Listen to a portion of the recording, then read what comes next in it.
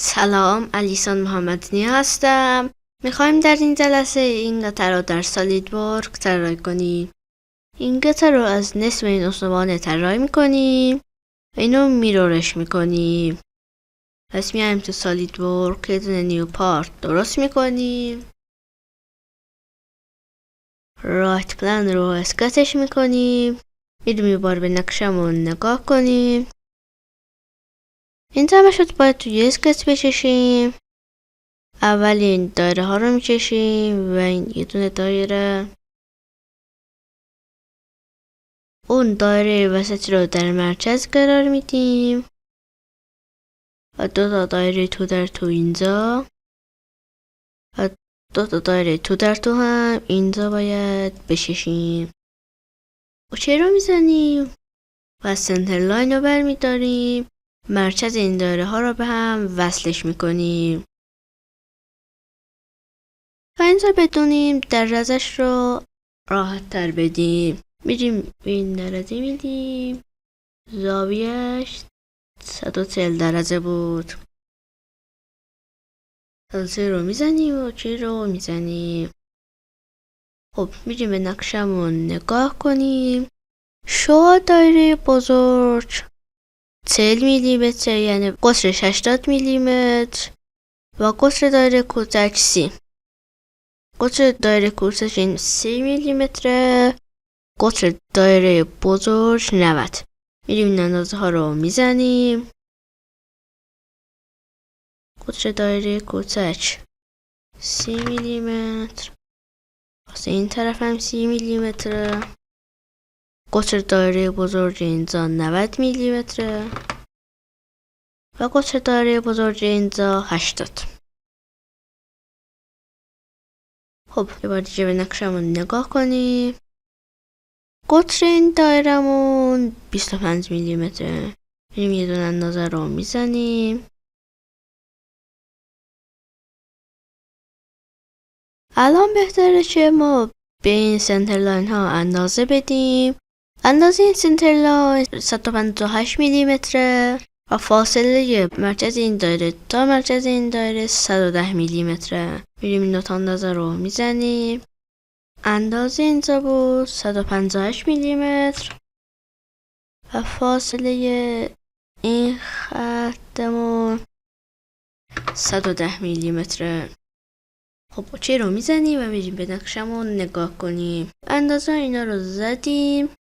بهتره که ما الان این اسلات ها رو بچشیم. اسلات ها رو باید از این اسلات ها استفاده کنیم. یه دونه اسلات اینجا، یه دونه هم اسلات اینجا. خب میریم به اندازه اسلات ها نگاه کنیم. شعاع این نیم دایره 10 میلیمتر و اینجا هم 10 میلیمتره. فاصله از مرکز تا مرکز اسلاتمون 80. از مرکز تا مرکز 35 میلیمتر. میریم این اندازه ها رو میزنیم. شعاع 10 میلیمتر و این اسلات هم 10 میلیمتره. فاصله مرکز تا مرکز این دایره 80 میلیمتر و فاصله مرکز تا مرکز این دایره 35. خب میریم یه بار دیگه به نقشمون نگاه کنیم. فاصله مرکز این دایره تا مرکز این نیم دایرمون 40 میلیمتره. این طرف هم 40 میلیمتره. این دو تا اندازه هم میزنیم. 40 میلیمتر و اینجا هم 40 میلیمتر. خب میریم بازم به نقشمون نگاه کنیم. خب ما بهتره اینجا تو مرکز یه دونه دایره کامل بچشیم تا بتونیم این گوشه رو ایجاد کنیم. قطر دایرمون 120 میلیمتره. پس ما این یه دونه دایره به قطر 120 میلیمتر میکشیم.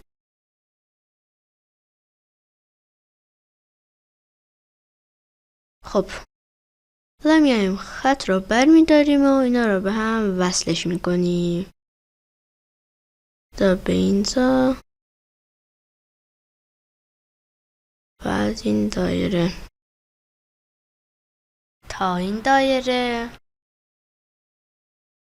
ما بهتری اضافه این دایره رو پاچش کنیم تا اشتباه نکنیم.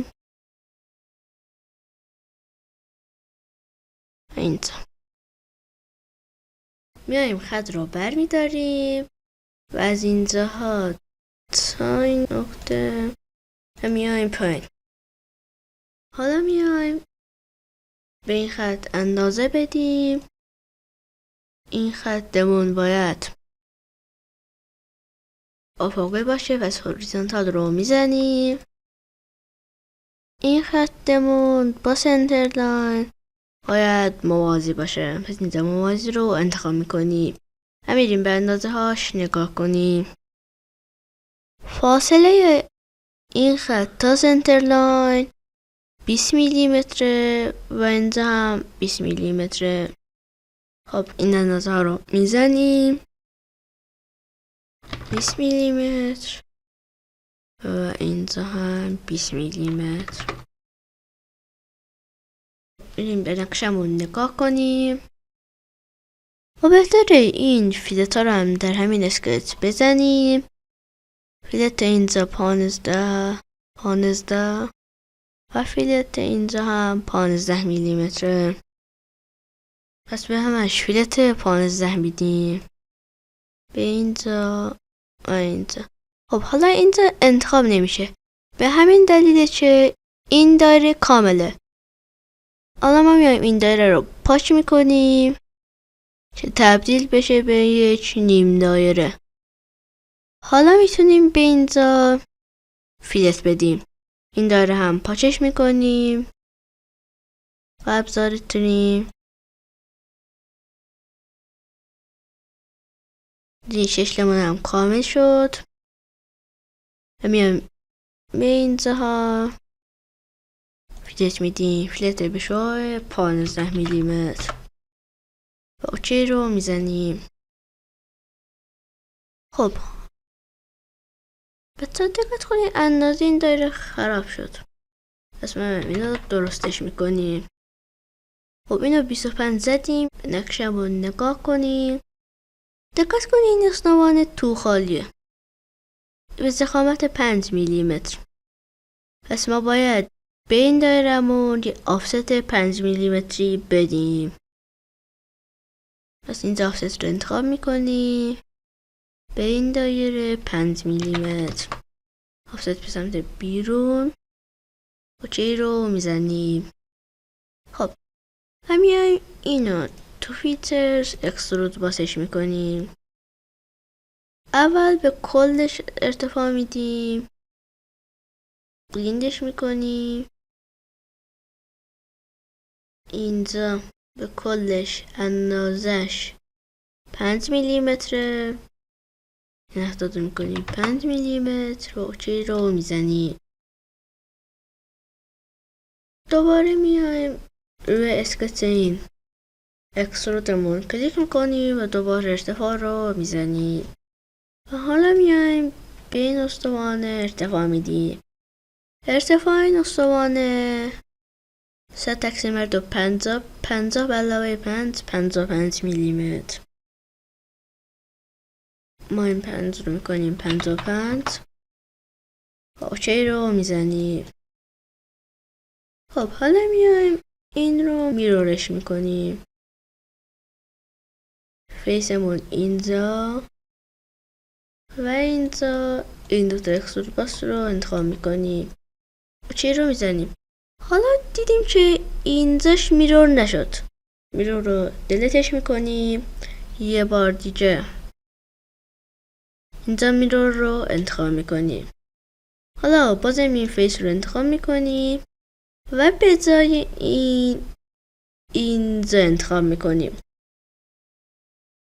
اینجا بادیمون رو انتخاب میکنیم. بادیز تو میرور. بادیمون اینجاست.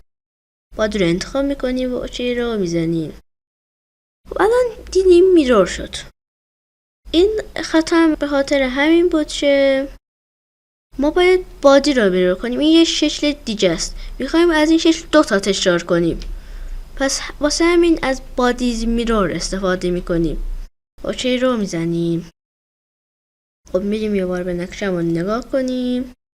الان بهتره ما یه دونه رنگ از خودمون بهش بدیم تا زیباتر بشه. پس ما میایم این رنگ رو انتخاب میکنیم، مثلا رنگ همین رنگ. اوکی رو میزنیم و میایم قطعمون رو سیوش میکنیم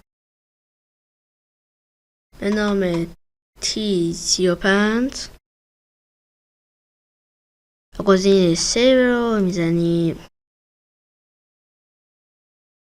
یه بار کنترل 7 رو میزنیم تا قطعمون رو به شکل ایزومتریک ببینیم. این ویدیو به پایان رسید. اگر از ویدیو خوشتون اومد ویدیو رو لایک کنید، کانال من رو سابسکرایب کنید و این ویدیو رو به دیگران معرفی کنید.